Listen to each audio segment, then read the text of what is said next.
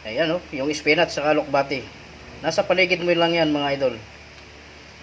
Hindi ka nabibili kung ikaw ay nasa probinsya. Ayan, magpi-plate tayo.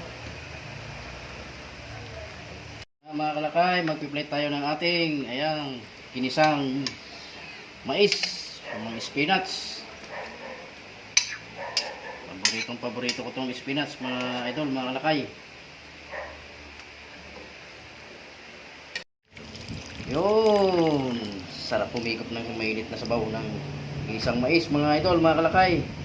Simple lang naman lutuin yan mga idol, mga kalakay. Kung meron kang ganyan sa bakuran pag ikay nasa probinsya, hindi ka problema. Hindi mo na bibilihin yan mga idol.